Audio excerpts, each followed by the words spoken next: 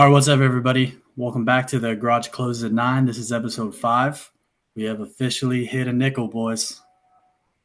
Officially hit a nickel. 5 episodes in now. First 4 episodes have been a lot of fun. We've had some good engagement.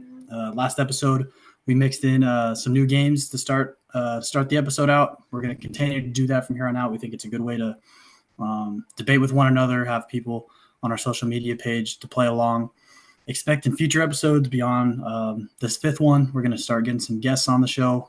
So keep an eye out for that. We're still working out the details, but we're getting close to having some people on the Garage Closes at 9. And before we get going with the games and the content and the segments we have today, our fellow Garage member Andrew Wetter was at a tryout with the Los Angeles Sparks to be a practice player. You don't need to go too much into it, Drew, but just give us kind of a rundown of kind of how that was, what you did, and just the experience it was with the WNBA team. Yeah, man. First of all, shout out to LA Sparks. I had a great time. I'm very grateful for them opening their gym to me. But it was good, man. There was a lot of heads there. There's probably close to like 150 players overall. They had to cut. The initial trial was supposed to be from 10 to 12. But there were so many players that they had to split it in half and essentially divide it into two separate tryouts. But it was good, man. It was good. I thought I did good out there. I thought I might receive a little 10-day coming up for the but yeah, we did I'm not gonna go in too many specifics because I don't know what their policy is about that. Did some warm-ups, 5-man weaves, get us started, get us warm. And we played threes, we played fives, and yeah, man, it was a lot of fun. Met a lot of really cool people out there, and yeah, man, I'm excited. I hear back next week sometime, but I got a good feeling about it. So who knows, boys? We might be running with the Sparks real soon. Just for the hold on one second, Jonah. Just for the people who don't know, just explain kind of what the tryout was for. Yeah, Just for people out there wondering what you were doing. Yeah, so the LA Sparks about a month ago, they sent out a tweet on their Twitter, basically asking for practice players, male practice players to go up against the team every week, just whether they want us to, act as a certain player on another team or run a certain offense or just, play really good defense or do anything they want. They were looking for anybody. But I think the trial I went to was only guys who played in college. So yeah, we were all trying out for. They said there's 10 practice players per session, so I'm assuming maybe there's 10 to 25 spots open. But yeah, so we would essentially just be playing against them every day, practicing against them, trying to make them better.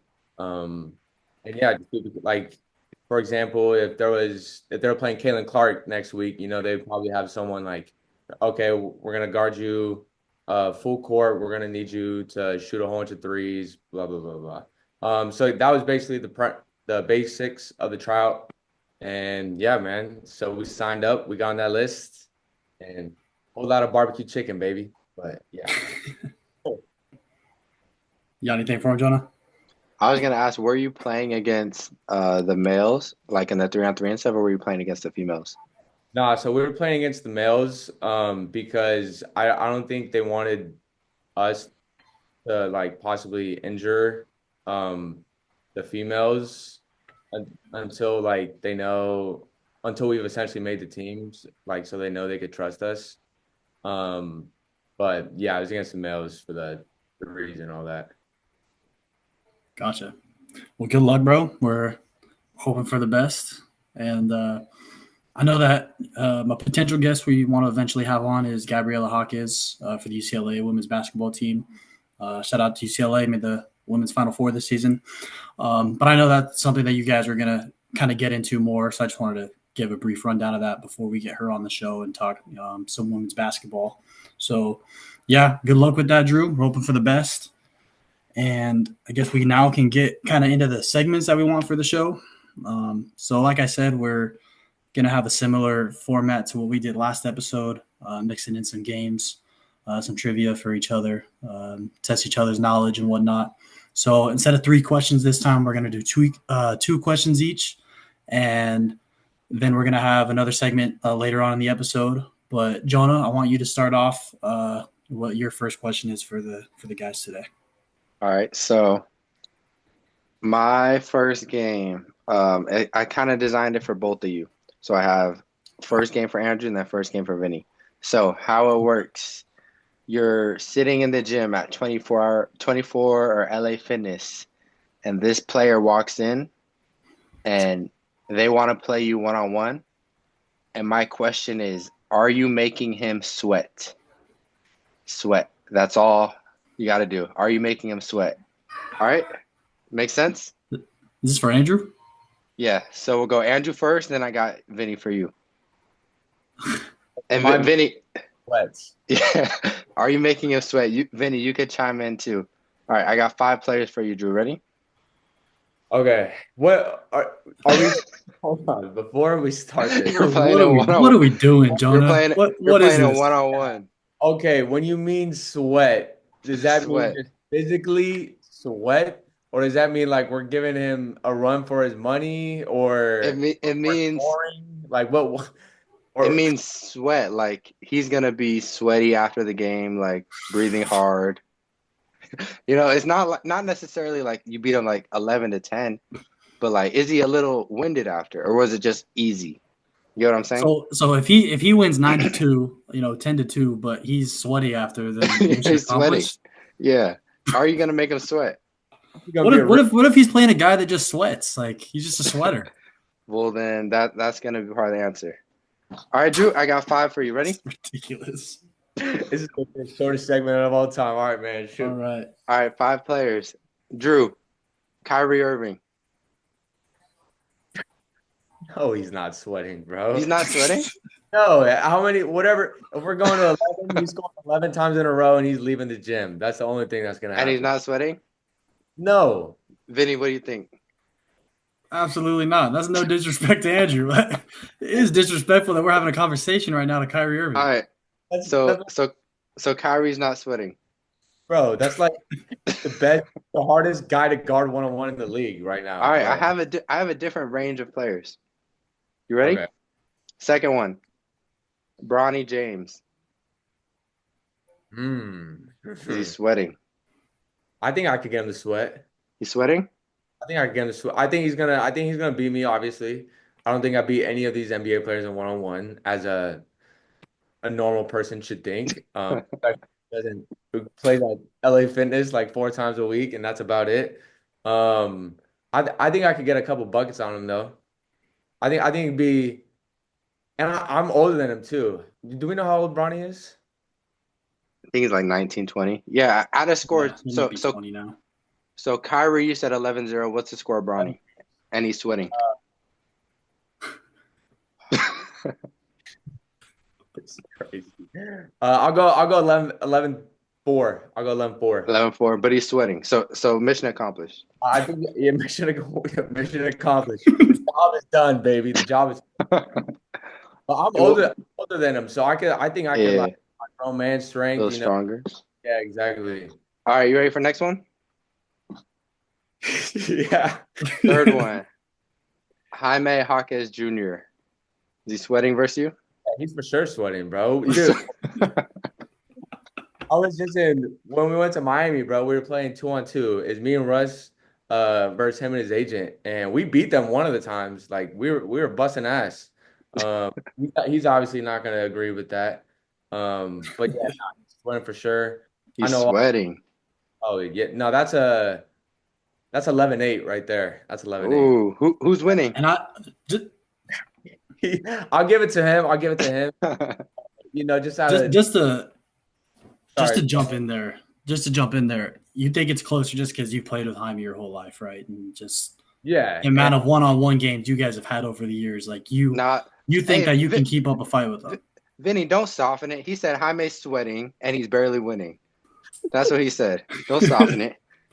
I mean, look, if we're being honest, man, and that is the only thing we do on this podcast, I mean, I'll probably be in, and he'll never admit this, like I said, but I'll probably be in like 40% of the times, you know what I'm saying? Back in my prime, okay? Yeah. Yeah. Yeah. Hey, I beat him one time in 7th grade, the Boys and Girls Club. He doesn't want to admit that, but I did. I beat him one time. And if I beat him, Yeah. I bet you beat him Hey, a I, decent I, amount of time. So I've definitely beaten my fair share at Pitts Ranch Park too. So, so absolutely. I And see it, Drew. Jaime though, 41 piece tonight. Yeah, that's a big one. But Yes. he's sweating versus Drew though. oh, and people don't realize, like, when you know everyone's moves, when you've been playing against, like, I've guarded him literally my whole entire life. I had to guard that dude every single day of practice. So, you know, I'll give him 11-8. You know, he did have a career high, so you know, we'll keep it nice, short and sweet. But yeah, he's sweating for sure. Look, the entire right. Washington Wizards team couldn't stop him today, 41. But They didn't have Drew's an putting answer. up a fight, 11-8. Pull me in, coach. Pull me in, man. All right, Drew, 4. Draymond Green. Is he sweating? And what's the score? I mean, he is 6'7" and like strong, and so I think I could get a look. He seems like one of those guys though that just He's just a sweater. I feel like Draymond's walking to the gym sweaty from. yeah, bro. Like He just- every time the camera zooms in on him, like there's always like drops coming from his beard and stuff like that. Like Jonah, you're setting Drew up for failure right now. Anything he says, it's a How? lose-lose. No, it's not. No, it's not. You're next, Vinny. Just wait. You're next. yeah, No, he's sweating. What's the score? I probably 11-0. I just he's a great defender. It's gonna be hard for me to score on him. This is ridiculous. And he's just gonna post me up. Yeah, the most of the score, 99% of the league scores is probably 11-0. So 11-0. right. But he's sweating in the gym before he even He's sweating though. So that's a win still. And my last one for you, Drew, is Chris Paul. Is he sweating? So ridiculous. No, he's probably not. He's not sweating? Really? I don't think he's sweating, man. Even at 40 years old or however old he is, 38, 39. I mean, he's the point guard, bro. Like, the dude. You're taller than him. You got like have 3 or 4 inches on him. Who cares? He's also playing for the Spurs, and I play for freaking LA Fitness, man. Nah, he's not. Thank you, Drew. Drew's being realistic. What's the score?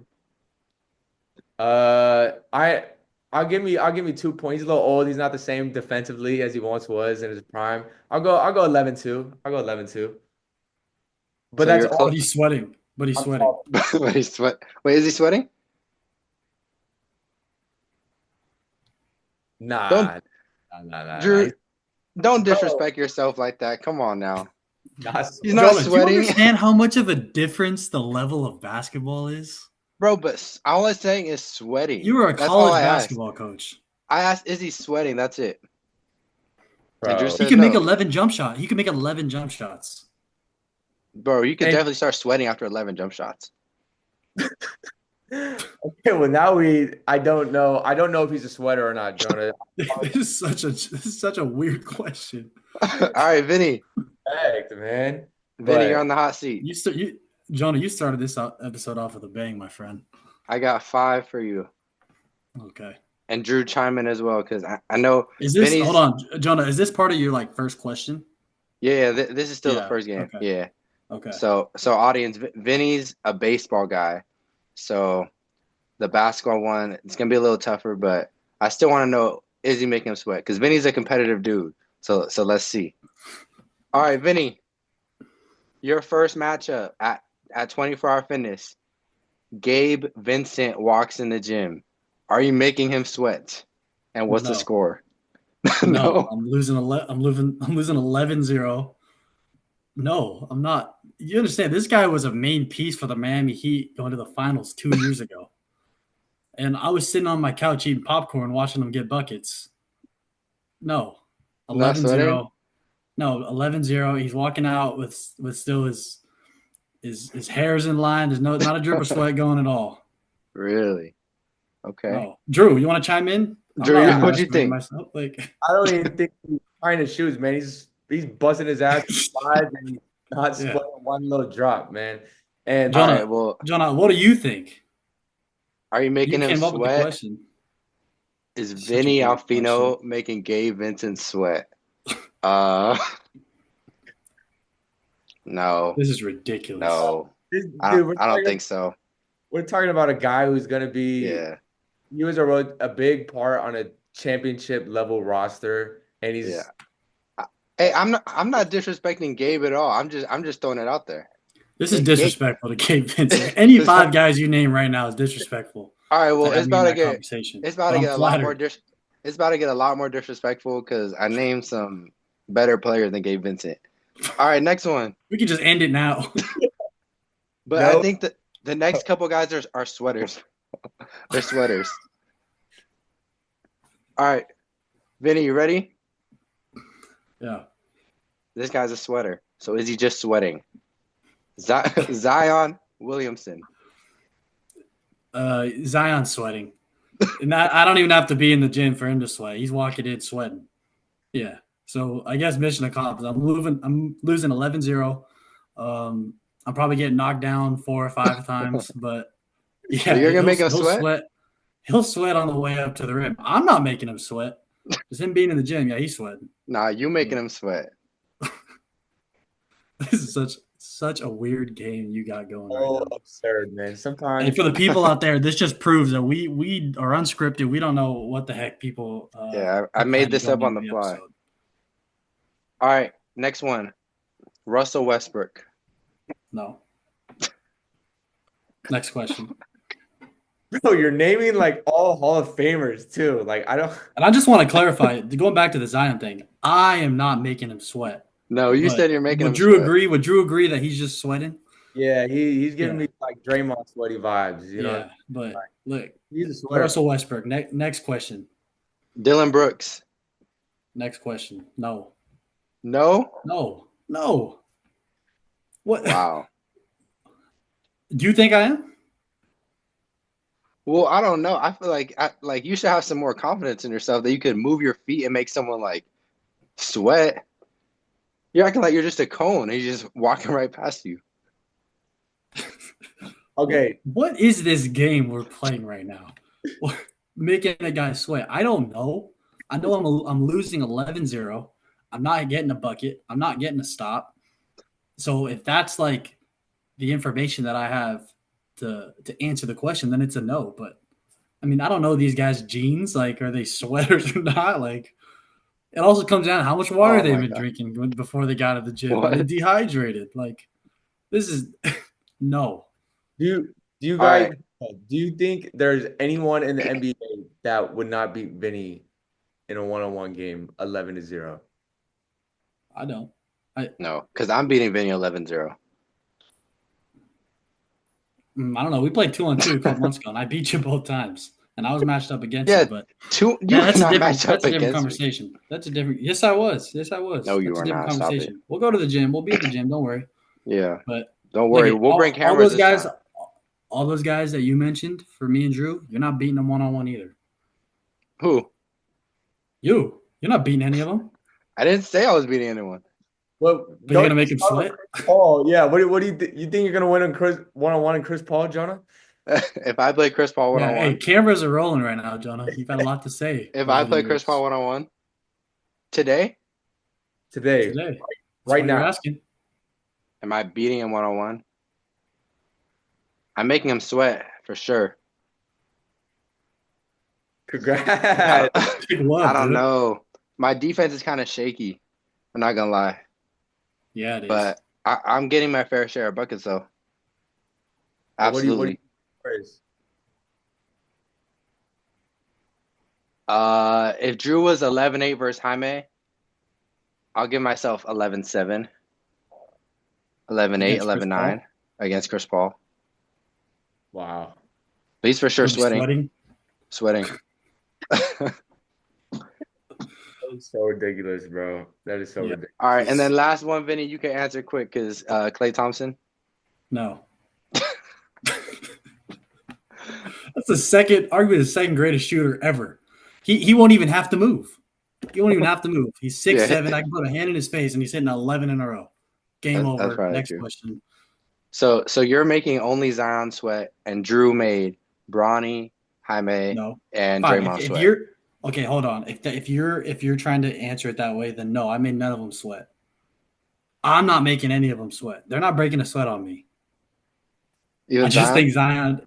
think Zion's just a sweater. I don't know. This is a this is a very, very odd question you had for us today. All right, that's the end of my 10 players. Thank y'all for playing. Are you making them sweat or not? Brought to you by Jonah Terrell. Are you making them sweat? It's a great question. Lord have mercy, man. It's a question. I don't know if it's a great question. All right, Drew. Drew, switch it up for us. Give us something else that all right, man. is not in relation to someone sweating or not. Please. Yeah, let's pivot from this. All right, so I sent you guys a graphic. Yeah. So you guys could look at that now. Don't worry, audience. Don't worry, fans. They didn't look at it before. At least they weren't supposed to. But basically, I haven't clicked the link. cool. So basically, for my game, I mean, Tanner's gonna insert a graphic or the graphic somewhere on the screen so you guys can see it. Let us know what you guys end up choosing to. But we're gonna be building an ultimate player with $15. There's gonna be tiers $1 through $5 of different players, like essentially attributes. And so yeah, we got $15. Are we doing this together? We're building one player together. What do you guys want to do? You guys want individual, or do you guys want to do it together? Let's do individual. We'll have the people vote. Yeah, I want my own player versus Vinny's player. And let's see who has a better one. Yeah, let's do that. All right. Wait, so question, for example, if I take LeBron athleticism, can Vinny still take that? Yeah. Well, okay. I got first pick. Why do you get first pick? Because you made more guys sweat? I didn't make anyone sweat. You made Zion sweat. All right. Drew, who gets first pick? All right. Think of a number 1 through 10. Both of you guys. Vinny, go Say ahead. it out loud? Yeah, say it out loud at the same time. And count down? All right, so I'm go. All right. 3, 2, 1, go. 4. 8. Jonah with the first overall pick. Let's go, baby. Jonah, will he sweat Cottrell? For $5. For $5, just an easy one. Wait, if I take it, Vinny can or can't take it? Let's do can just because we did a draft. We just did No. we just made this. Yeah. Oh, can? Can't. Yeah, can't. Yeah. For the sake of YouTube building a player, and we're asking the audience which one is better. Sir. Yeah. Give me $5. Give me that Steph Curry jumper. Easy. Yep. Steph Curry jumper. Okay, I'm gonna take notes of this. Yeah, keep track of how much money I spent. Okay. Don't go over budget. All right. Yeah, you better watch your spending, baby. You already in the deep end right now, man. Yeah, all right. I got it. What do you got for us? Okay. My first one, I'm going to take. I got to take the GOAT for $4. I'm gonna take Jordan finishing. Oh. Okay. Please take that. That's fine with me. 4. Okay. I was not. Why is that such a crazy statement? That's the greatest. I mean, statistically, individually, points per game. That's the greatest score ever. It's the highest points per game average of all time. Finishing. That's not dunks, right? Or is it dunks? No, that's the ability to put the ball in the basket, isn't it? But around the rim only. When I'm. Why is that? Finishing, like finishing a layup or something. It's not jump shots. When I hear finishing, like especially I think it's more at the rim. Yeah, thank you. You're only at the rim. You got an F 3-pointer right now. Well, hey, I dunked on Dikembe many times, so yeah, take it. I'll give him the finger wag. Oh, For $4, give me that Yao Ming Heights. I'm a 7'6" sniper. Let's go. That's a crazy pull. I love it. Vinny, I think I already won, right, Drew? Yao Ming You might Heights have and just Steph. won. might have, man. Vinny, you better start making some plays, man. You just better start making some shake because Yeah. we got a 7-6 combination So of how much? He's at $9. Yeah. That's I got a budget now. that's $9 for Jonah. Okay. I didn't even see the Yao Ming height. That's crazy. Yeah, it was right next to it. That's what I thought you were gonna take. Yeah. Okay. I want to ask you guys a question. What do you think is the most unguardable shot of all time? Kareem Skyhook. All right, then I'm gonna take that for $5. Maybe I'll get it over the Yao Ming height at 7'6". Well, you have. I mean, take it. That's fine. Right now, Yeah, you're I'm an losing. inside I'm losing player. right now. All you Right now, got I'm is a losing. skyhook and some layups. You guys, Well, all I'm gonna say is this: if you're gonna be shooting like Steph Curry, the 7'6" height doesn't mean anything. Yes, it does. Are you kidding me? Nope. Every shot is uncontested. If I'm 7'6" and I have Steph Curry's jumper, imagine a taller Wemby that can shoot like Steph. All right, Yeah. mine No, I'm probably taking the L on this one. for $1. Give me Kyrie handles. This is crazy. God, this is the most unguardable player of all time already. And he's still got like $3 more. All right. It is easy. That's sweat, Vinny. Yeah. I don't know if I'm making this player sweat. Okay, so right now I got Jordan finishing. I got the Cream Skyhook.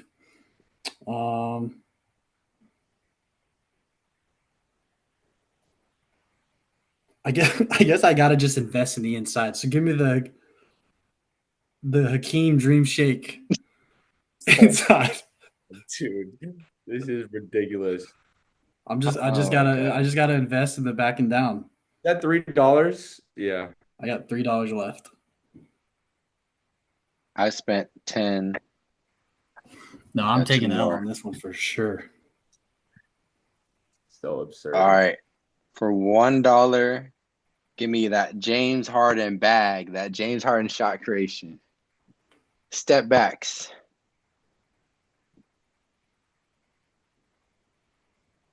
How It much? doesn't even matter. It doesn't even matter what I do here. Jonah, I got $3. 9. Yeah. You're at 11. Yeah, and we have one more. I have one more thing. You got $4. You got $4 in the bank account still. Man, I'm a great This is GM good. right now. I got Yeah, money well, it to didn't spend. matter. Yeah, well, you needed to redeem yourself after the mock draft. So how much play? I got 3 right now, or do I have 4? This is gonna be your 4th player. I got $3 left. Attribute, and you have $3 left. Wait, hold on. Yeah, I went 5, 4, and 3.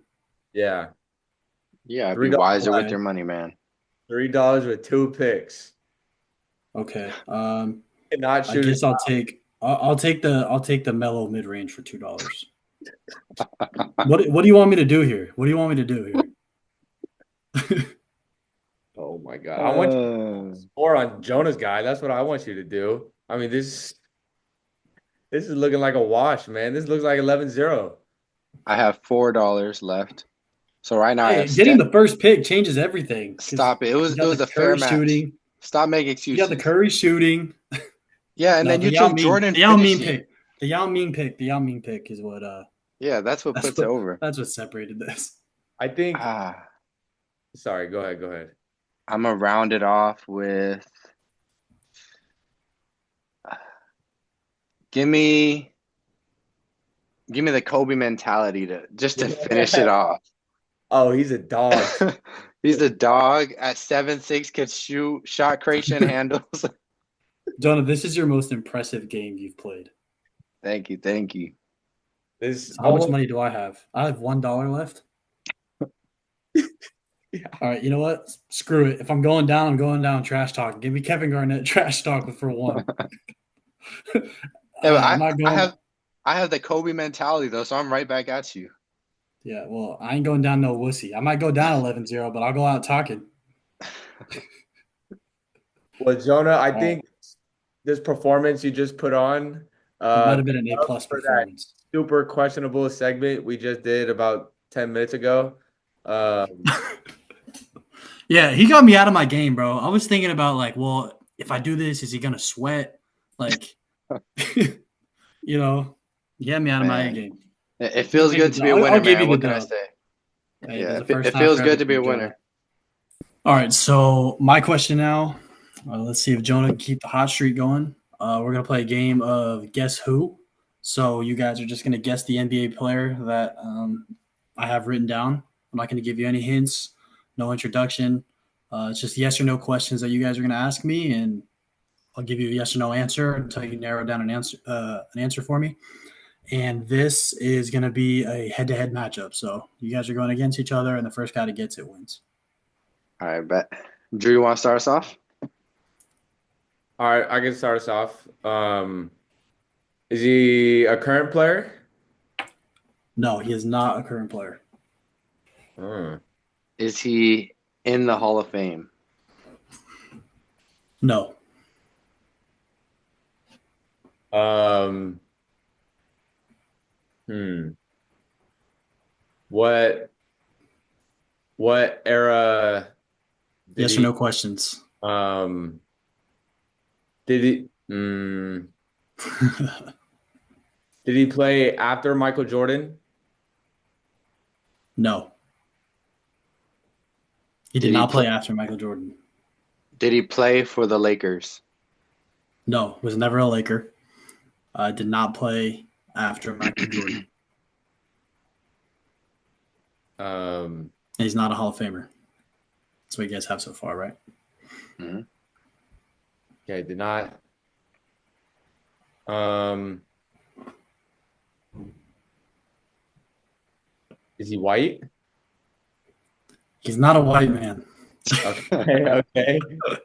I don't know if that narrows it down very much, but no, he's not a white man. Uh, did he do anything historic? You got to be more specific with that. Is he? I'll change it. Do the Okay. casual basketball players know this man? Yes. Um, I'm not gonna say it yet. If you guys struggle a little more, I'll go back to that question and give you a little hint. Jonah. is he Okay. over 6'6"?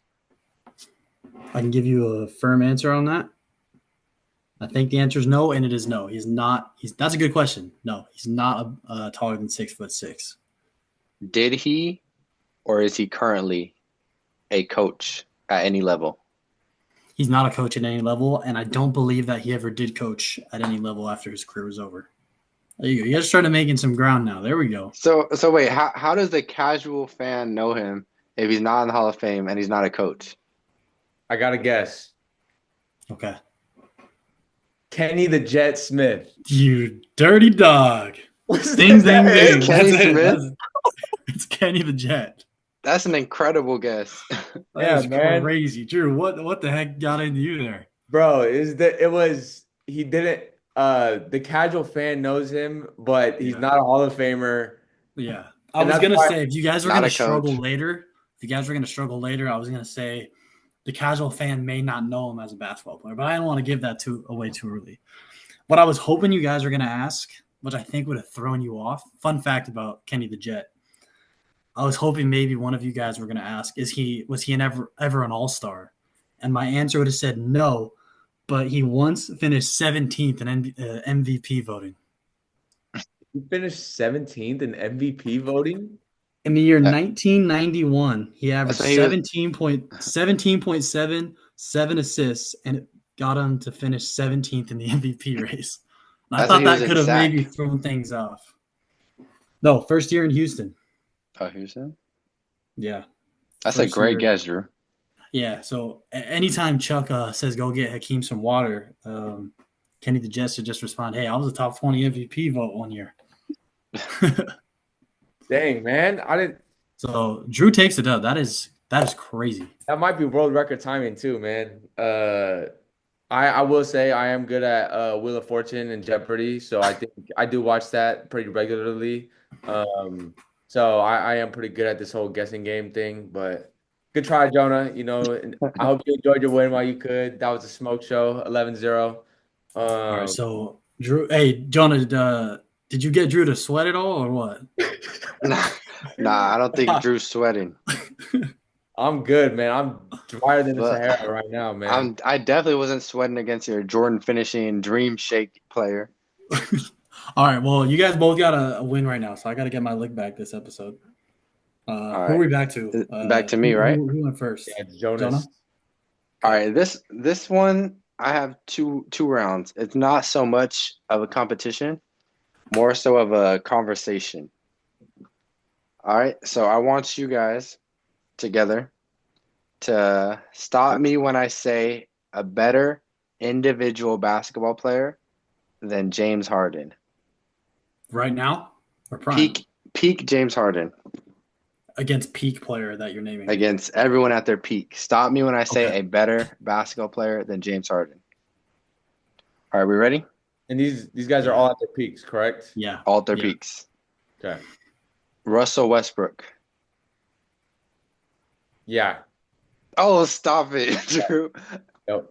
Okay, explain. They're close. They're extremely close. I think they both had put up incredible stats.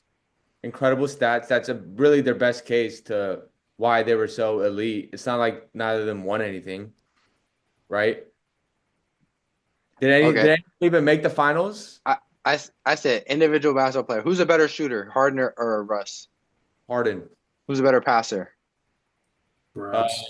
Equal. Are you kidding me? Just because of the turnover. Just because of the turnovers, but not even close. Who's a better ball who's a better handler? rebounder? Who's a better rebounder? I'm asking the questions. This is my game. Who's a better ball handler? Harden. Who sweats more?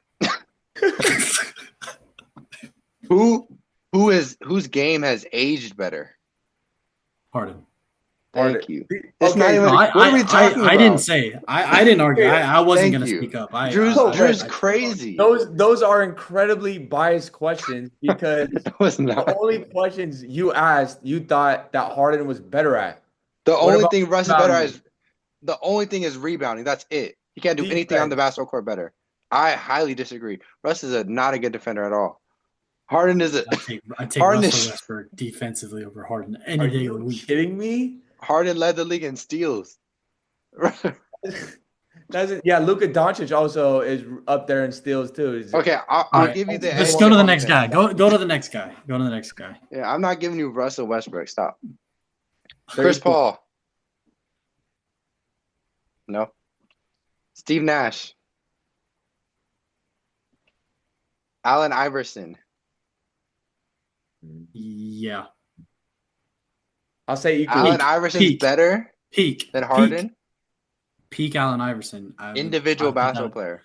Yeah, 2001 Allen Iverson, who handed the Lakers their only playoff loss that year. I think that version of Allen Iverson's better. That's my personal opinion. What do you think, That's peak. Now, longevity in terms of whole career, I would take Harden, but this is peak.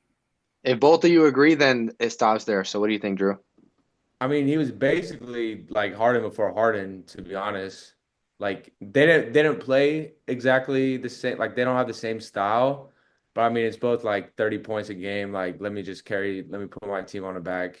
And he got a team to a finals. And who was his second best teammate?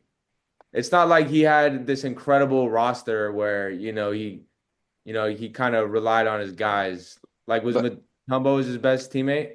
But the East was also horrible at that time. It was, but I don't know. It's a fair argument. It's a fair argument. So just keep going. Because I don't think there's an undisputed yet. If it's undisputed, we can stop. Dwayne Wade. Yes. Yeah. It's over. End it there. Give me a Harden over D Wade. Stop it. Why? Why? Three-time champ, Finals MVP. I think peak Dwayne Wade. Yes, if James Harden played with Shaquille O'Neal and LeBron James, I think he would have just as many championships.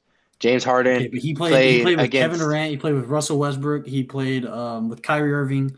He played with Chris Paul. He Kyrie played with Irving. Dwight Howard. He played with James Harden. Played with Kyrie Irving.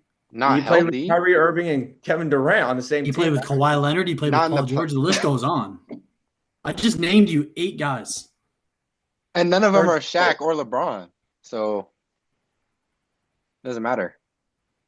Shaq, Yeah, let's make it clear though. Shaq wasn't the Shaq that we know him as. The year before, he was final Shaq. 2 years before. First of all, that was his second year in Miami in 06 when he won it. Okay, he but still had let's Shaquille. be real. Let's be real. Those 2 years were a big difference from the Shaquille O'Neal that was a Laker. 100%. It's not even a debate, Jonah. Who'd they be in the finals? Was that Dallas? Dallas. Yep. And look up Stop D Wade's numbers in that series too. Crazy. One of the best individual finals performances Ever. of all time. Ever. And it's not even close. And they were down 2-0 in that series, and they were an overtime away from going down 3-0. And he got them back a Game 3 win, and they ended up winning the series 4-2. So y'all think Dwayne Wade's better than James Harden? It's the third greatest shooting guard of all time. Finals MVP Dwayne Wade is better than. So you don't who's your 5 in order 5 greatest shooting guards ever, Jonah? I want to ask you that. Mike, Kobe, Harden, Wade. And then there's a big drop off. And then that's when you hear maybe an Allen Iverson. Nah, not a Tracy McGrady. Maybe like an Allen Iverson. There's a big drop off, honestly. Like Vince Carter, those kind of guys. Vince Carter, Reggie Miller, Ray Allen, someone like that. But I got Harden. You got Harden at 3. D Wade. I got Harden at 3. That's disrespectful. I respect the longevity and the play through. The question also was let's rephrase this for a second. First of all, Brian. I don't agree with you. I'm taking Wade, but you said peak for peak. That was the game. Peak for peak. You just said you respect the longevity. Yeah, but you said who's greater to me. That's a different question. I think they're both D Wade. But all right. When we were talking about Wade or when we were talking about Harden and Westbrook earlier, you said longevity. When we were just talking about prime versus prime. Yeah, but Westbrook's prime was not better than Harden's prime. I don't agree. We already debated that, but yeah, longevity does not matter in this conversation. All right. So I got another one. Another player you guys notoriously have hated on over the years that I absolutely respect their basketball ability. And I want you guys to stop me when I say a better individual basketball player than Paul George. Ready? This is skill. This is peak individual, not team, not situation. So when we just say basketball peak, player. when we say peak, are we all going to agree that the peak is probably 2018 Paul George? OKC. I think it's Indiana. His last year in Indiana. But that year in Oklahoma City, I think it was his last season in OKC. It might have been 2019. I need to fact check that. He was like 3rd in MVP voting. Yeah, offensively and defensively, that was his peak. I think he had a better. But I understand the Indiana years. Statistically speaking, he had a better year. And I do remember him being like 4th in MVP. But that was after the surgery, after that gruesome foot injury, which is why I consider the leg injury at Team USA. Yeah, so that's why I consider the Indiana version the best because he was just yamming on everybody. But just to confirm with you, and it doesn't really matter, but his best year in Indiana, he averaged 22 and 7 in 2014. I think they got to the conference finals that year against the Heat. 2019 with the Thunder, played 77 games, averaged 28, 8 and 4, and 4th in MVP voting. But either way, we could go with the Thunder one. All right. So Paul George is your favorite player's favorite player. So stop me when I say a better individual player than Paul George. Ready? Jerry West. Vinny? It's just. Hold on. It's just. I knew you were gonna have an issue with this one. Go ahead. What are we talking about? Like they're playing one I'm on one, talking. or just like I'm talking individual talent, skill, that is the logo. ability. So you think Jerry West is a better individual basketball player than Paul George? You're holding it against the fact that they played an era where he didn't have other players. The training was different back then. Okay, there was no 3-point line, and he still averaged over 25,000 points for his career. Dang, he averaged 25,000 points. He did not average 25,000 points. No, he still had 25,000 career points when it was all said and done. Is what I'm saying. Yeah. And there was no 3-point line. So I have a problem with what you're doing right now. Yeah, no, That is the logo. You're such I'm just throwing it out there. You guys can stop me. Do you want me to stop me at Jerry West? If Jerry West is better than Paul George, then we'll stop. Yeah, I think Jerry West is better than Paul George. Yeah, I'm stopping you. The guy who is the logo of the organization we're talking about. So if Tanner puts up some Jerry West highlights on the left and some Paul George highlights on the right, the audience is going to think that Jerry West is better? You have to respect greatness, bro. Like that's the logo of the NBA. Put up the logo, bro. And it's Jerry West. It's because the NBA had barely started. They obviously have to pick someone from back then. They're not going to change it. So you think Jerry West is the GOAT? I mean, you could put Cam Reddish's highlights, NBA highlights, next to Jerry West. No, don't do that. It'll look prettier. That's disrespectful, Drew. He's gonna go through the legs a couple more times. He might use his left hand a couple more times. That's so disrespectful to Paul George. Doesn't mean Cam Reddish is better than Jerry West. Such a subjective. That's so disrespectful. It's such a subjective game you're doing right now. It's not subjective at all. Yes, it is because there's no way. Objective. But there's no way that you could actually prove this. And because of that, I'm going to look at what I see in front of me, and that's the fact that Jerry West is one of statistically the greatest players ever. He was one of the guys that got the NBA to what it became. Okay? There was no 3-point line when he played. Still averaged still finished with 25,000 points in his career. Okay? And you go ask Kobe Bryant. That's one of his idols, okay? Kobe Bryant talked about that he was not the player. It was guys like Michael Jordan. It was guys like Magic Johnson. It was guys like Jerry West that helped him become the player that he was, okay? No one's sitting here saying Paul George helped me become the player I'm going to be. That's absolutely not true. Go watch every draft, the NBA draft the last 4 years. Everyone's favorite that's because Paul George. That's because a lot of the players now, they just look at the clicks on Twitter. No, okay? They don't. That's what they look at. So now you want to disrespect the whole NBA on Jerry West's behalf? That's what we're doing? Look at you. You just love stirring the pot right now. I'm not going to sit here because you cannot prove – there's nothing to prove that they play one-on-one and they're better. But I can look at the eras they played in, and Jerry West was better in his era. I said not that's how I have to look at it. I'm talking about basketball player, Vinny. But that's the only way that I can look at it. No, it's not. Look at their ability. I think you guys are both defining what a basketball player is differently. So I think we need to agree on what defines a basketball player, because I agree more with Vinny's definition. Of course, you're a Laker fan. Basketball player is compared to we're respecting the guys who like got the game to where it is. Paul George didn't change the game. He didn't impact the game the way Jerry West did. All right, Jerry West better than Paul George. Go ahead. Yeah, and you're giving us a crazy look. You're giving us a crazy look, but because Drew, I know, Drew, deep down in your heart, Drew, I know you don't believe this.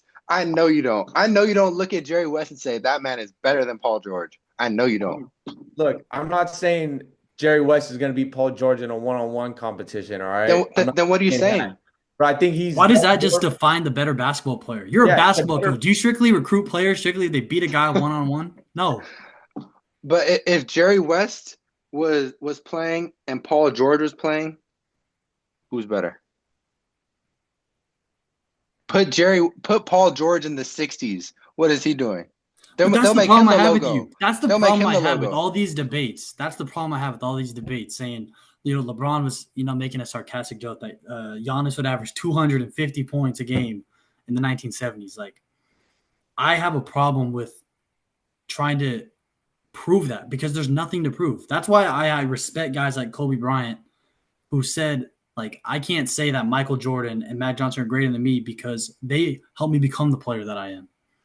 You can't prove anything with that. Your team's coach said that era was filled with a bunch of plumbers. That's all I'm gonna say. Your coach said that.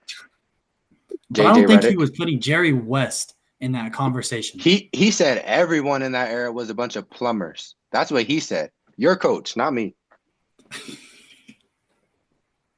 But we'll stop. I think if you go ask JJ Redick the question now, I think he's probably going to rephrase the question. Why would it change? He was being honest. But go ahead. You guys think Jerry West is better, so that's it. But were there any other players that you thought you were going to? You know what? Just keep it going because I know you have more stir in the pot players, so might as well just keep going.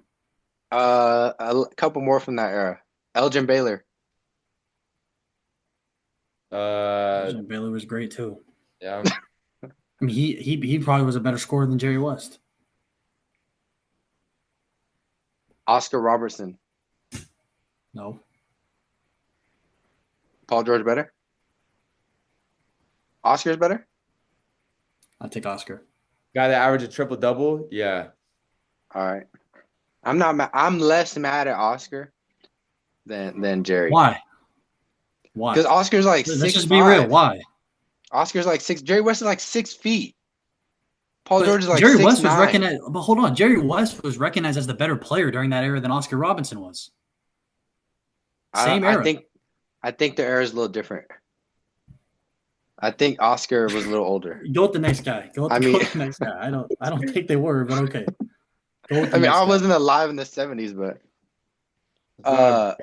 in front of a whole entire audience. Okay, just to confirm, he played from 1961 to 1974. Oscar. Okay. Jerry West played from 1961 to 1974. They played the same exact seasons in the association, identical. They started at the same time, they ended at the same time, and nobody was saying at the time that Jerry West was not better. That's not true. So why wasn't Oscar Robertson given the logo? We know why. We won't go there though. All I'll say, shut up, bro. And you're acting like you were living in the '60s, bro. Like you're acting like nah. People weren't saying that. People weren't saying that. How do you know, Jonah? You weren't living in the damn '60s. All right, we'll go to. I'm pretty confident. I'm pretty confident in saying that the majority of the people back then had Jerry West over Oscar, and that was no disrespect to Oscar. It was just how great Jerry was. So I just don't understand how you're gonna say that. Like I respect the Oscar a little more than Jerry when people thought Jerry was better. How many MVPs does Oscar have? Couldn't tell you. He's got. I think he has like right 2. Now. 2 or 3. He's got one. Okay. Jerry West. He's gassing up his players. You're not even fact checking the information you're giving. Okay. Well, neither am I, because Jerry West never won an MVP either. Oh my God, man! We need to move on, man. We need to move on before we lose I'll die on that hill. Jerry West over Paul George. All right, well, I'm fine with that. Drew agreed too, so respect the pioneers, respect the greats of the sport that paved the way. All right, one-on-one, Paul George is a great player, but for every Paul George fan, they got to remember the shot off the side of the backboard in the bubble. Like historically, outside of his early Indiana years when there wasn't a lot of expectations on him, he hasn't been a great playoff performer.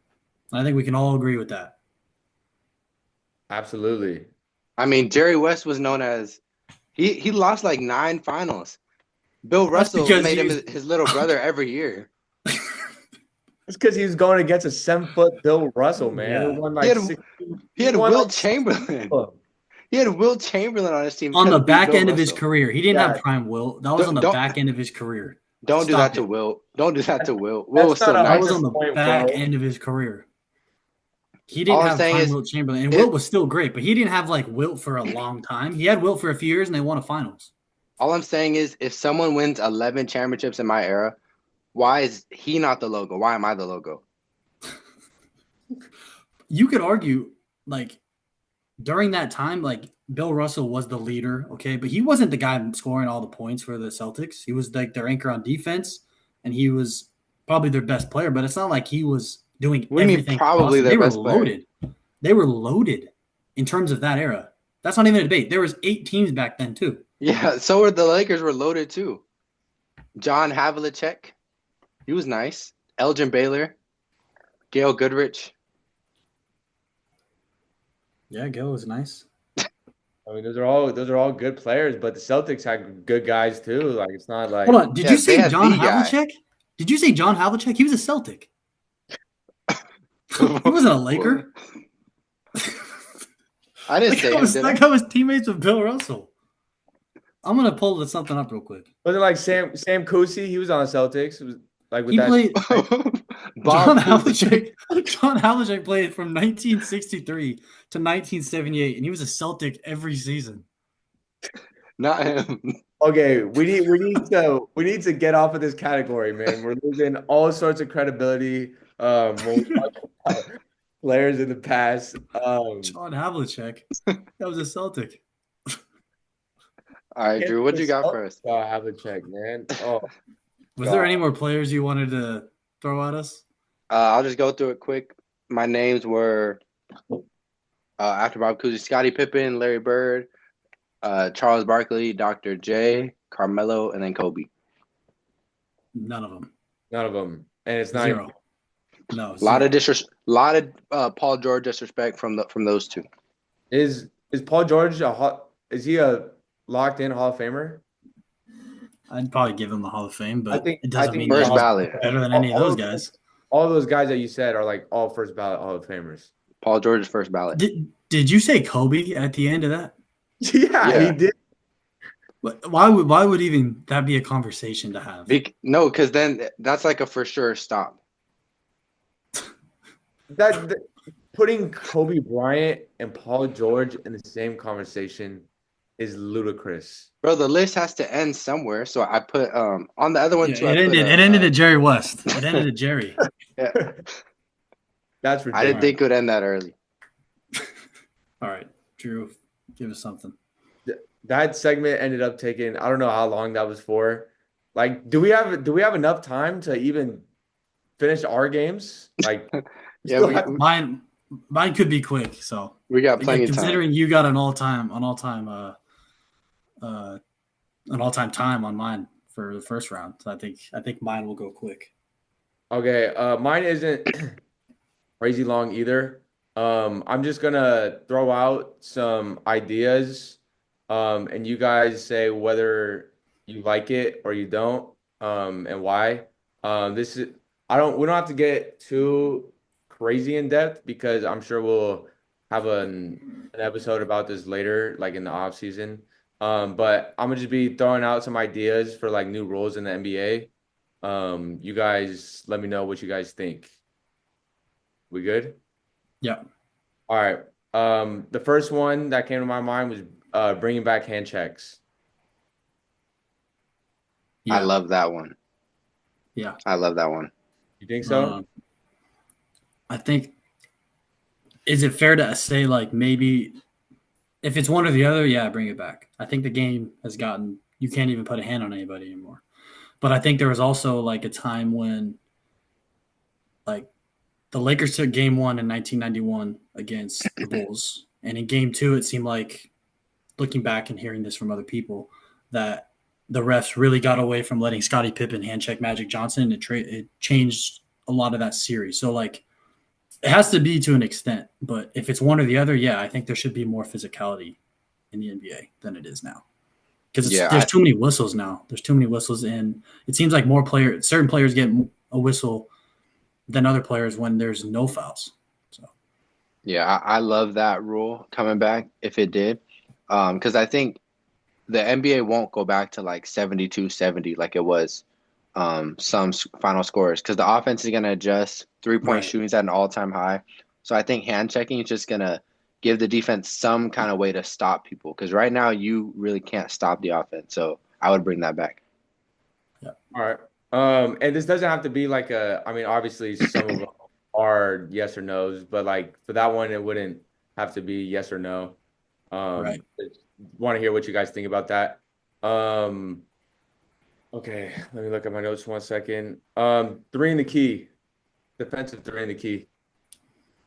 Like eliminate it? Yeah, or if you would change it hypothetically, what would you do? I'm fine with that one. I'm fine with it the way it is. I think if you took it away, there'd be a lot more zone, obviously, and I don't think the game needs to go to a place where the zone is the primary defense being held. I still like the classic like top defender guarding the best offensive player for a team. And I think if you take away the three in the key, you're going to have to also probably take away the restricted area. And there's just going to be too much zone going on too frequently. And I think it gets away from the individual aspect of the game. You think zones will work though now these days with threes, like against the best shooters in the world? It's like I don't even know if it would work, but there's teams that play small like the Lakers that do run a hybrid zone, right? And I think that because the game is small, there'd probably be a lot more teams that would run it to an extent. I don't think the three in the key is really affecting the game. Like I think there's a lot more problems in the NBA that have to be covered before that. Okay, Yeah, so I'm sorry. I'm go fine ahead. with that. I'm fine with that one. That's what separates NBA from college. So keep that. Okay, so it sounds like we all kind of agree there is a defensive, something needs to be made or some sort of rule needs to be implemented where defense that gives the defenders a better chance to defend, right? Yes. What are you guys doing then? Well, let me return the question to you. Do you think eliminating three in the key would accomplish that? Would that benefit defenders? I think it would. I think it benefit teams like having Gobert just being able to camp in the paint all day. Like Do you all of a think sudden if it did a lot switch, more do you think valuable. would we see more zone? Mm, Because if I'm being completely honest, kind of matchup zone.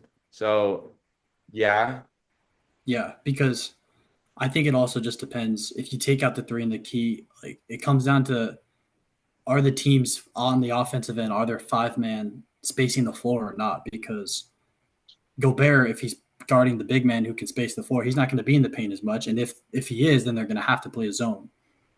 yeah, Does that make sense? yeah. So I think the zone could expose a lot of defenses with how teams space the floor, but it also I think can affect teams like Gobert if he has to exit the key. I don't think the three in the key is going to really matter too much if he has to go out and guard a center on the 3-point line. I agree. I agree. But the league doesn't really call three in the key hardly as it is anyways. Like Not I'm sure if we sat down and watched a game and just centered on a guy like Rudy Gobert who makes his money on shot blocking, I'm sure he has three in the key a lot of possessions throughout the game that's not called. every other play probably, but yeah. Right. All right. Okay, so that's that. All right, now I want you guys to keep this in mind from a business perspective and a basketball perspective before I ask you guys about this one. What about a 4-point line or a shot? No, for me that's gonna long term it's gonna make the game horrible because then you're gonna have kids AAU coming up shooting half court shots to get that four and try and create like TikTok moments.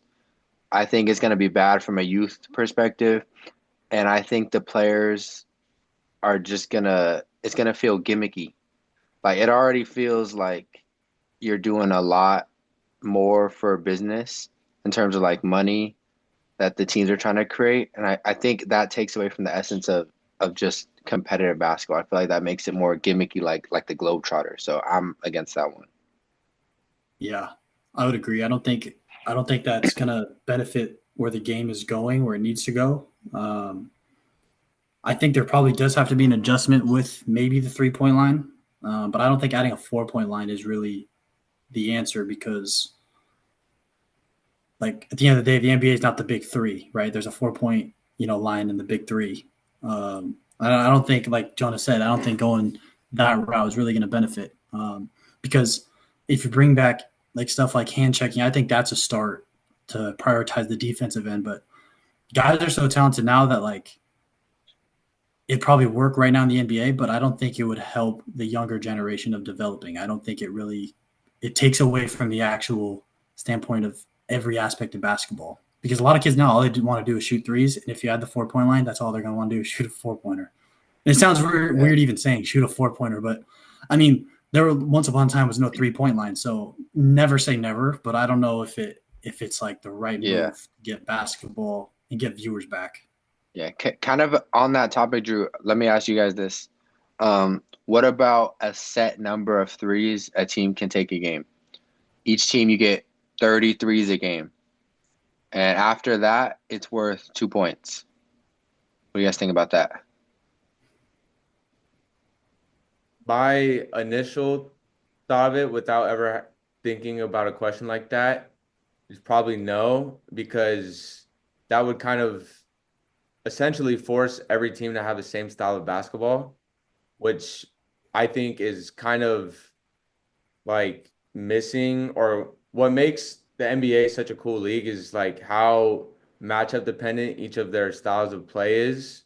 Like, for example, like the Lakers, we're running and gunning, we're shooting threes. Like, we don't have any bigs, but we're gonna play fast, right?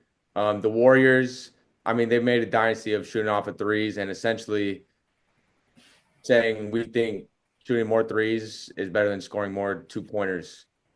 I don't think there should be a cap on the amount of threes, but I would, just as a fan of the game and, a guy who really appreciates the beauty of basketball, I wish there wasn't as many threes as there is today. But at the end of the day, it's also the smart thing to do analytically, which kind of sucks, but it is what it is. I don't think so. What about you, Ben? What if so Colin Cowherd had a suggestion, and I'm not saying I agree with it or not, but he was saying that what if you take out the corner of the 3-point line and you have the 3-point line going into the out of bounds, so there's no corner, and it could limit teams on the amount of threes that they take a game. I'm not a fan of that one. That feels gimmicky to me as well. So what is the solution? Hand checking. Stop calling fouls. Just allow more physical defense. So you think it's just the officiating, like the officiating has to change. Let defense, let them guard people, and get into them instead of if you put a hand on them and then they're swiping through and at the free throw line. I think that kind of ruins defense because you have to play without your hands at all. All right, so for my last question, this goes hand in hand with the whole refereeing stuff, and I know there's a lot of the fans out there are not happy with the ref and kind of some of the rules. So one thing that came to my mind instantly was a coach's challenge policy that they have. So you have one challenge if it's successful. It doesn't use a timeout, but the second one does. So one, are you guys in favor of the rule that they have for right now? So I'll let you guys give your takes about that. For me, honestly, I like one at the most. Like I don't like a lot of challenges in the game. I'm fine with refs making mistakes. I think it's more entertaining, to be honest, than going 5 minutes for a review every time that they do it in the last 2 minutes. So I'm good with one or even eliminating challenges altogether. All right, so I'm the complete opposite. I personally think that teams should have a right to a challenge, and they should have a right to a challenge until they lose it. So if you get your challenge right, you should be able to get it back. But I do think that when there is a review, there should be a time limit of how much time you have to switch the call to make the official call. So if you make a challenge, you should have no more than 2 to 3 minutes to make the official call that's under review. But let's say a team gets a challenge right, I think that they should be able to get their challenge back until they lose it. And then maybe there could be a situation in the final 2 minutes where they change that. But in Major League Baseball, they do the same thing. If you challenge and get it back, you have your challenge. If you lose it, you lose it. I don't think it should waste a timeout until a team loses that challenge. But I think the process has to be quicker of the actual review itself. Yeah, I agree. Are you guys open to, let's say you don't use a challenge in one game with the rules that they have right now? Let's just do that for this instance. Would you guys be open to having challenges like overlap into the next game? No, I think that you should have your. I personally like the way that I said you have your challenge until you lose it, but I don't think it should carry game to game. No, not So at like, all. no? Dang, man, I thought that was gonna be more controversial, man. I kind of like the idea personally, man. Like if you don't use the challenge and like you win That and that you that go, that creates going into every game. I feel like you have to have a fair, equal playing field. It can't be a team save 10 challenges because they know they're playing the Lakers, so we're gonna save them all. Like it has to be equal every game. Yeah, that's what I'm saying. Teams should be able to. You each get one challenge when you go in the game, and if you use it and you get it right, you get the challenge back. No timeout wasted.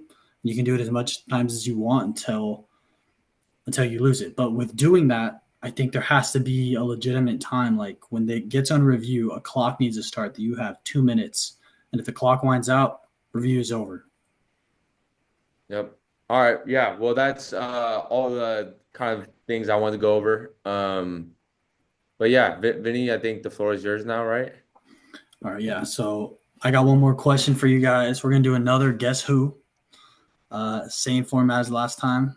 The floor is your guys' to take. First one win. First one to get it wins. I'm up All 1-0, right. right, Jonah? You're up 1-0. Yeah, you won the first one with the Jet. I know. I just wanted to hear from you. All right, go for it, Jonah. Go for it, Vinny. All right. Is this player retired? Yes. Did he play Did he play after Michael Jordan? No. Is he in the Hall of Fame? Yes.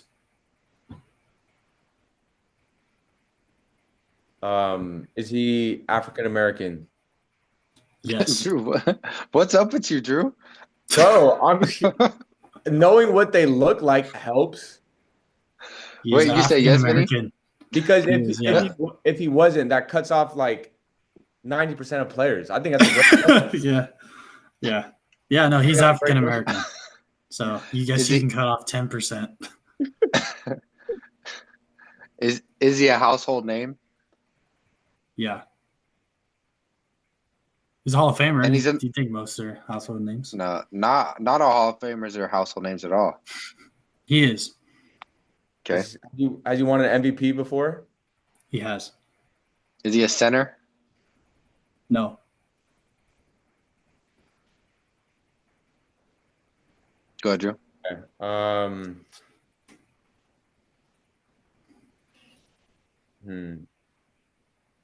Did he play for the Lakers? No. Does he have more than 3 championships? No.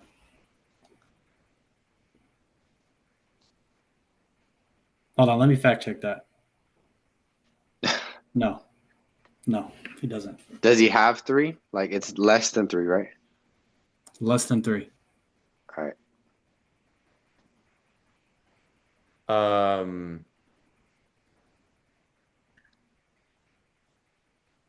I got you guys stumped right now. Thought this was gonna be a walk in the park. Nah, I got mad questions flowing and some names. Just free fire. You guys don't take turns. Yeah, we don't have to take turns. I thought we had to take turns. It's first guy to get it. Did he play in the Oh, Eastern bro, Conference? this whole time I've been waiting for him. He He played. He played in the Eastern Conference. Yes. Is it Oscar Robertson? It's not Oscar Robertson. That's who I was thinking too. No. He's did he play in the 60s? No. Did he play in the 70s? No. Did he play in the 80s? Yes. Charles. Who? Charles doesn't have 2 rings. Charles who? No, yeah, no, I forgot he wasn't a champ. Wait, Did I say he was a champ? Is it Charles Barkley? It is Charles Barkley. yeah, so I got it. I said Charles. No, he didn't. That's Andrew. me. I got it. You just said No. You said I don't know. Charles. Andrew guessed it. Andrew No. guessed it. Charles. Yeah, but who? I said Charles Barkley or Charles. Charles Oakley? No, Vinny, I Nobody's said the talking full about name. Charles Oakley. Stop it. Oh, That's that's a 2-0. tough one. That's That's I a too get tough low. that. one. No, you said, is it Charles? And then All Vinny right, said all right. Charles who? And then I Tiebreaker. said Charles Tiebreaker. Barkley. Tiebreaker. Third player. I got it. Go. Tiebreaker. Whoever Is he gets this retired? one gets the second one. Yes. Is it Shaq? It is. Dumb. Hey, shout out Inside the NBA. That's why I wanted to do that, man. That's so dumb. I get TNT. it. He just said his name again, and he thinks he got it. What? You What? said Charles, bro. You got to be more specific. Bro, no one's Charles Oakley. Come on, bro. Are we being for I got real? the win, Drew. Are we being for real? You lost. You got to be specific with lost. that, bro. That is ridiculous. You didn't even let me. I'm having I- a great episode today. I said first one to get it. I said who? Charles who? And then he said Charles Barkley. And then I didn't say that. And I said he. You said, oh, Charles wasn't a champion. I said, was he a champion? And then Jonah said Charles Barkley. That's That's ridiculous. a tough one, bro. Hey, I gave you another shot. I said there's a third player. Yeah, and You I said got the Shaq. third one fair and square. After Look, one- I just after wanted to one do this day. because TNT is ending their rights this year with the NBA. So I just wanted to shout out Inside the NBA, Kenny the Jet Smith, Charles Barkley, threw Shaq in there. So that's a win with an asterisk on it, I think, for Jonah. No asterisk. Stop. Were you thinking? That's a clean I just win. want to clarify this. Were you thinking Charles Barkley before Drew even said that? No, because I thought That's they a had no. 2 rings. That's a no. That's a no. God, bro. I already won. I won. It doesn't matter. Oh, that's crazy. All right. I won. That's the Houston Astros 2019 ring right there. We're good. We don't want that. We'll let the people decide that. But That's a Lakers bubble championship. That's what it is. When I just want to hear you guys. I want to hear you guys insight on this. When you think of Charles in the NBA, do you think of Charles Barkley or Charles? I thought of Oakley? Barkley, but for the sake of the No. game, I had to have you clarify who you were talking about. Bro, Charles Barkley's not a first name basis like that. It's not like Shaq. I would agree. Of course, I was If thinking you Charles said- Barkley, but you Yeah, gotta but clarify. Chuck, if you said Chuck, that's more, I think, Charles Yeah. Barkley. And just to clarify, Saying when his I said name. I needed to fact check Yeah, it the is. championships, I knew he was ringless. I just had to keep you guys. Yeah, on why'd your you toes. check that?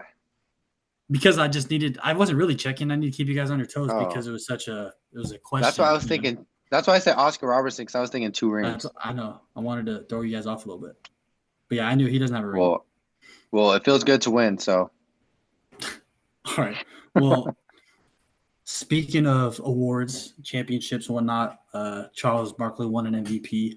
Because the NBA season just wrapped up this afternoon, I want us to give our NBA awards for the season. So, Jonah, since you just got the win, the asterisk, why don't you start off by giving your MVP of the 2025 NBA season? my MVP, I think, pretty unanimous at this point. Don't really have to say too much about it. I think Shea Gilgeous-Alexander has absolutely earned the MVP. So he's my MVP. You agree, Drew?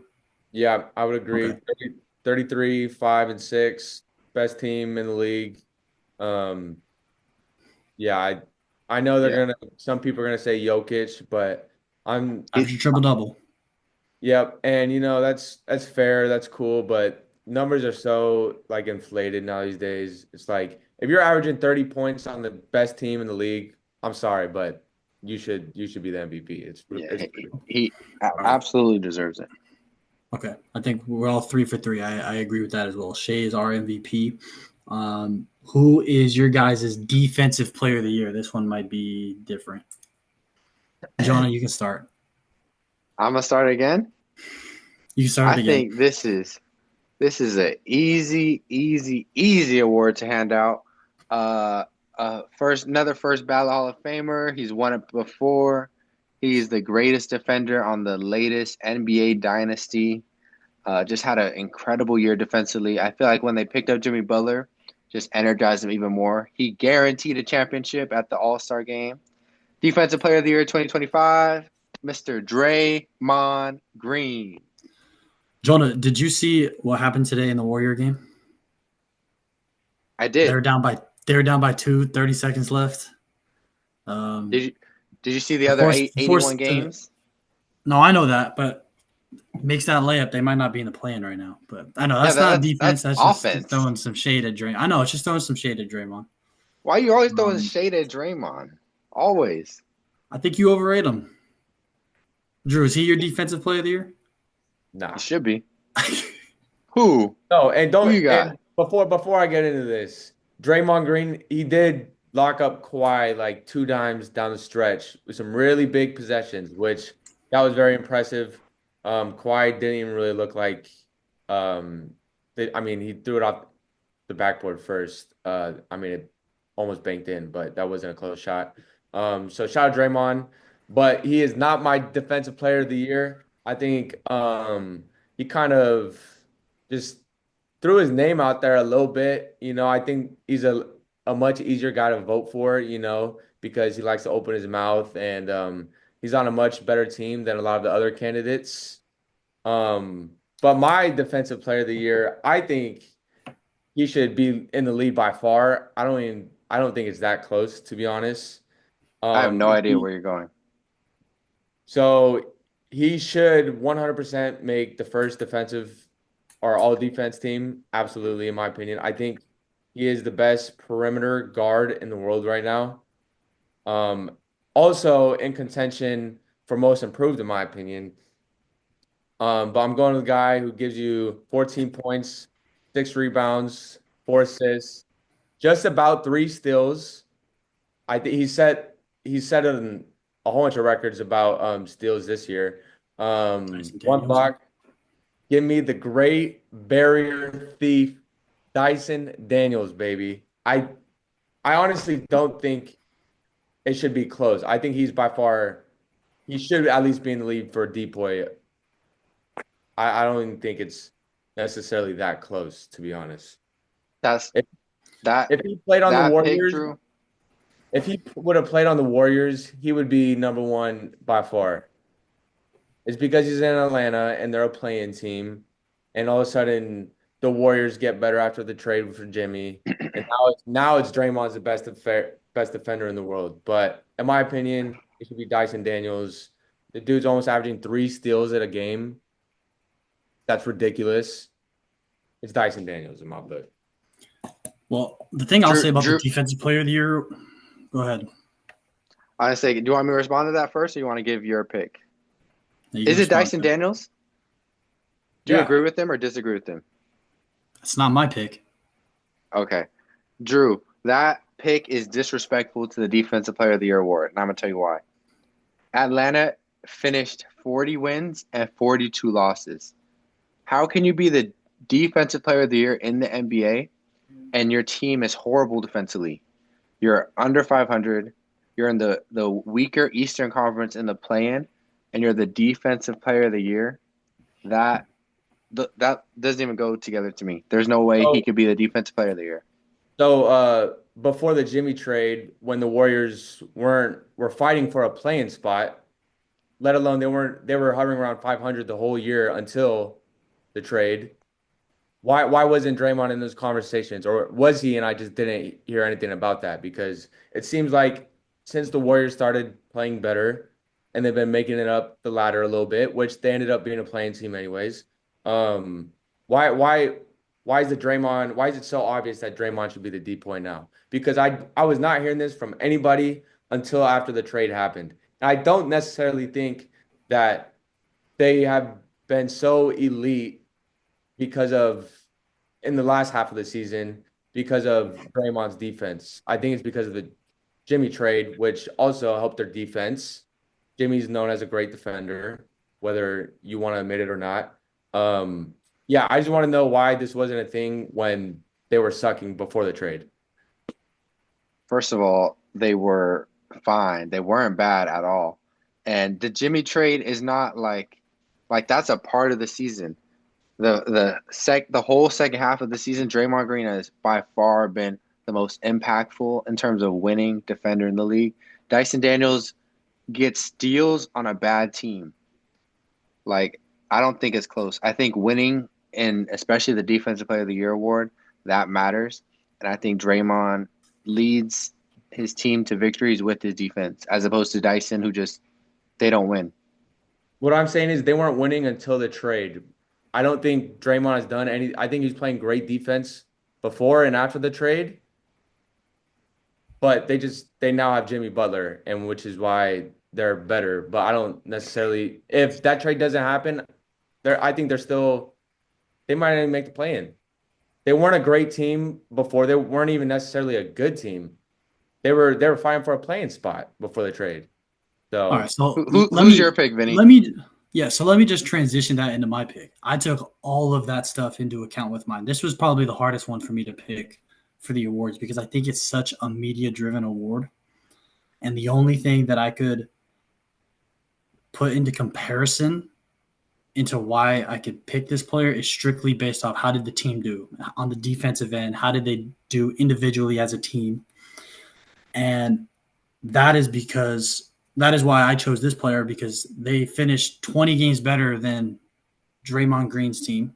They finished 28 games better than Dyson Daniels' team. Okay.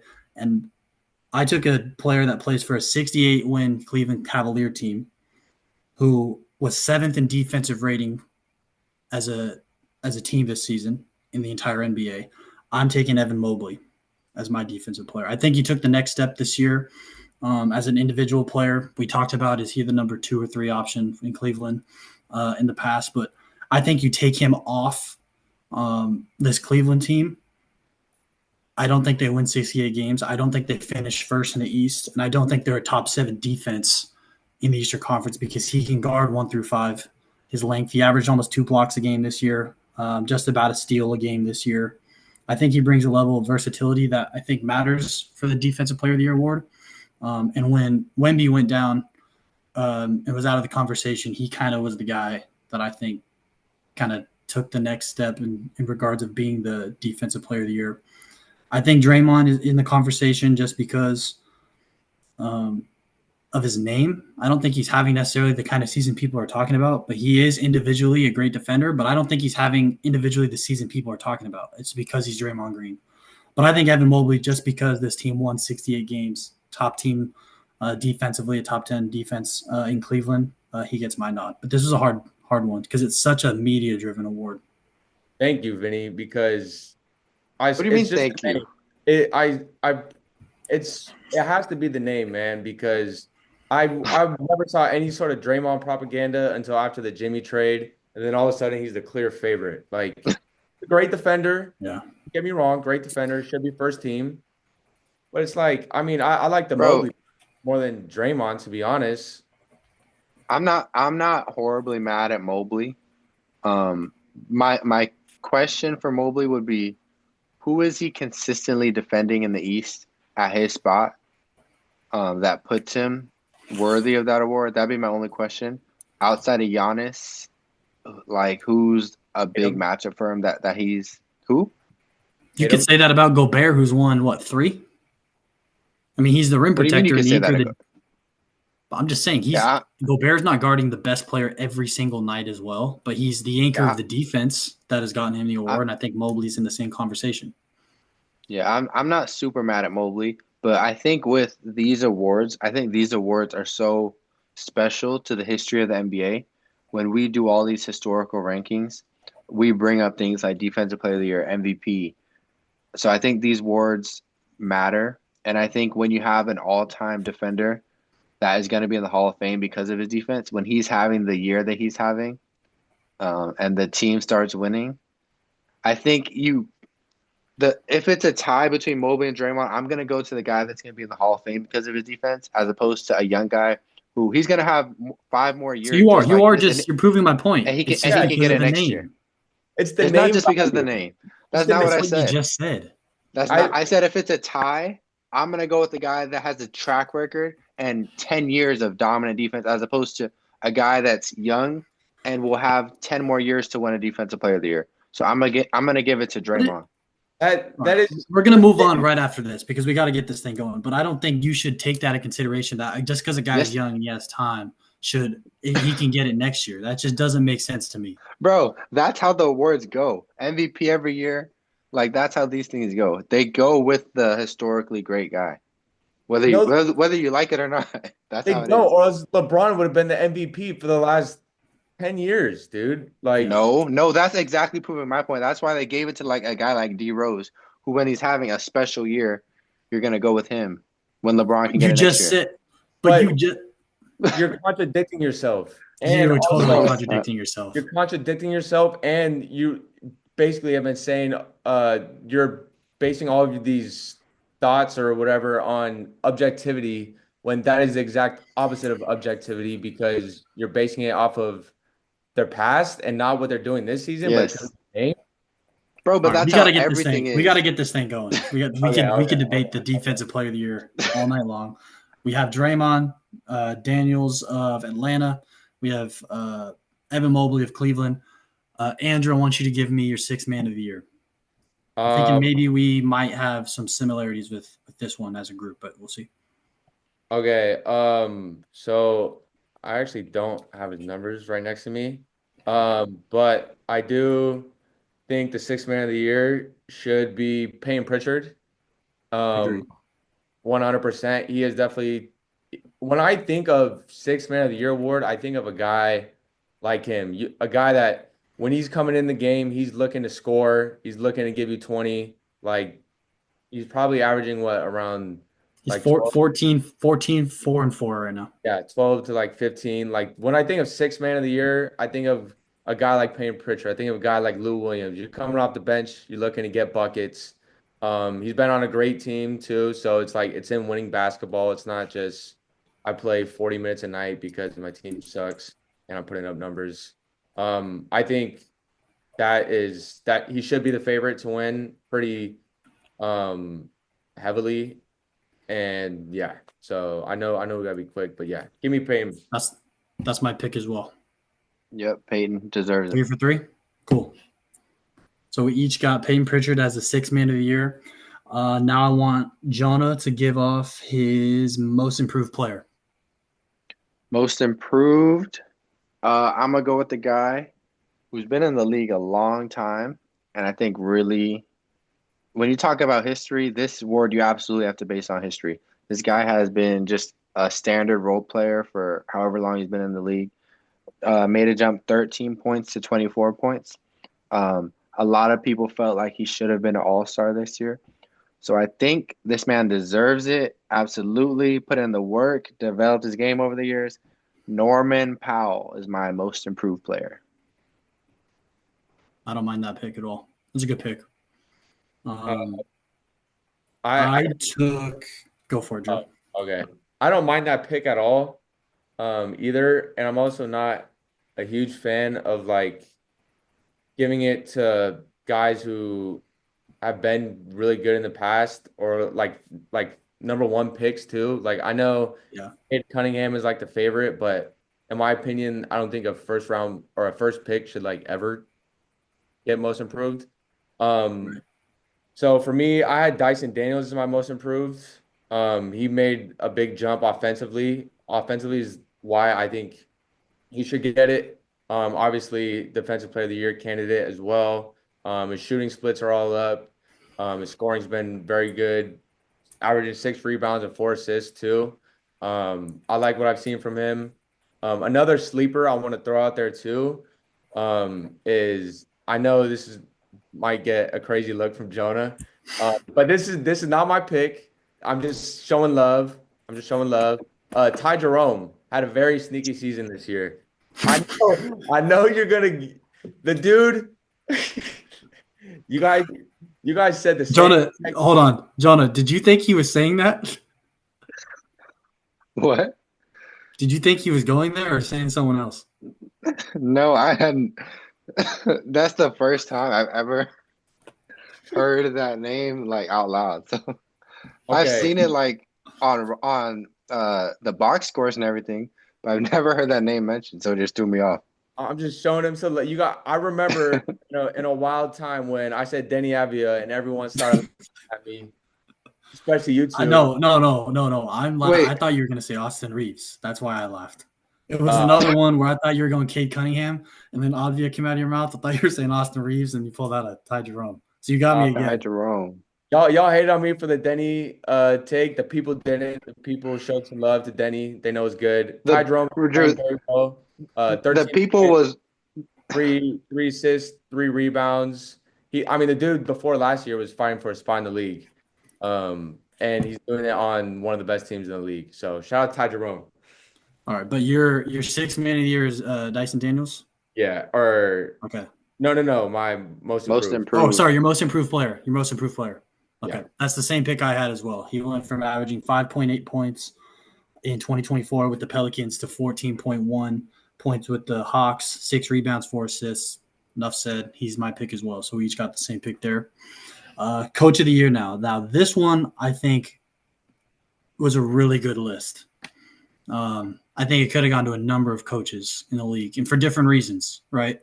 So I'll have Andrew go first, coach of the year, and explain why. Don't go into too much detail, but just explain why you think they got it because it could be for a number I'm of reasons. I'm So so curious where you go. all right. So I do agree. This is one of the by far one of the harder awards to pick this year. I felt like the other ones were there was kind of a lead guy or just not as competitive. But this coach this will give it away a little bit. Turned a lottery team who got some pieces this last offseason. Not household names. They do have one really big name now. But he took a lottery team into a playoff team. I want to say that they aren't in the plan. I don't think they're in the plan. I don't think they are. I think I know where you're going. If they Yeah, are, they're a 6 seed, but I'll confirm with yeah, you. I believe they were the 6th seed. When I did these notes, they were 43 and 35 at the time. They've been playing pretty well since. Give me JB Bickerstaff with the Pistons. I don't think they got any huge additions to their roster. They did get some vets that were good for the roster, but it looks like he's totally revamped the culture there. They're playing hard. They're playing good basketball. Their offense looks electric since he's taken the realms as the coach. The defense has held up very well as well, and he's had a track record with being very good at like changing the culture of teams. He did this like with the Cavs as well. Yeah. But yeah, I think he should be coach of the year 100%. I'll agree with you there. He's my pick as well. This guy was fired last year from Cleveland. Ended up getting the job with Detroit. And I don't think anyone expected them to be a playoff team. Maybe some people thought they could get in the play-in and get in, but they're a 6 seed going into the playoffs. They'll face the Knicks in round one. 44 and 38 was their finish record when it was all said and done through their 82-game season. And yeah, they exceeded expectations for me. There's teams obviously like Cleveland, Oklahoma City, 68 wins, and obviously those coaches definitely deserve some recognition. But I think JB Bickerstaff did an amazing job with Detroit. 44 wins, a lot more than I thought Detroit was going to have last year. Interesting. I'm not mad at that pick, but I disagree with it. I disagree. My coach of the year is a man that has been one of the better coaches in the league the past couple of years. If I was playing in the NBA, I think this is the coach that I would want to play for. Absolutely shocking what he was able to do with this team. No one expected them. And they're for sure not in the play-in tournament. 52 and 30 was their record. Taking a bunch of young guys, a bunch of veteran kind of journeymen, and brought them to the number 2 seed in the West, which nobody thought was going to happen. Coach of the year, Ime Udoka. Yeah, that's not a bad one either.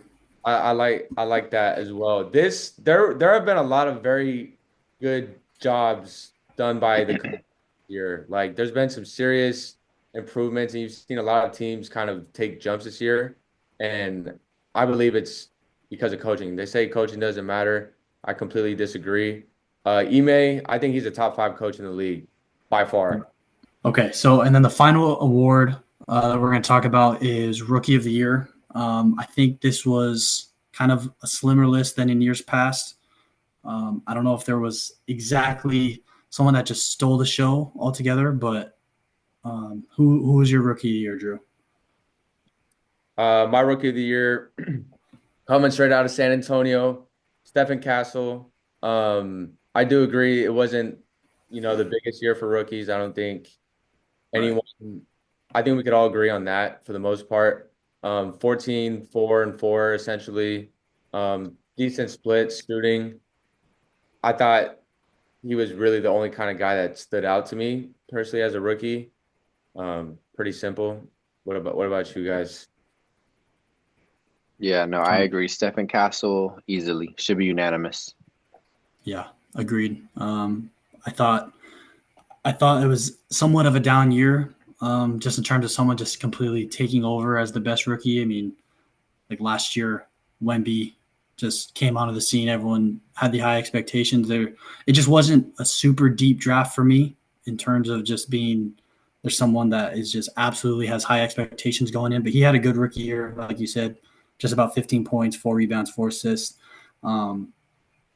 It's going to be a really good group, I think, if De'Aaron Fox and Wemby and Castle can continue to grow as a group in San Antonio. They're going to be a good team, I think. A good young core there. So all three of us, Stephon Castle, Rookie of the Year. MVP, we all had Shea. Defensive Player of the Year, we were all different. Jonah had Draymond. I had Evan Mobley and Dyson Daniels for you, Drew, out of Atlanta. We all had Peyton Pritchard for the Celtics as the Sixth Man of the Year. And Most Improved Player, Powell for you from the Clippers. Jonah, me and Daniels for Drew. And then Coach of the Year, JB Bickerstaff for me and Drew. Ime Udoka of the Rockets for Jonah. All of us had Stephon Castle. So those are our picks for our awards. Let us know what you guys think. Did we get it right? Any wild takes there? And we played some fun games that we want you guys to play along with too. So I thought this was a good episode, guys. I had a great time. Any final thoughts? Yeah, let us know. That was fun. I had a great time. Fun one. Yeah. So we're officially 5 episodes in, boys. Officially hit the nickel. 5 in, a lot more to go, boys. Comment, subscribe, everybody. And until then, the garage is closed. Peace.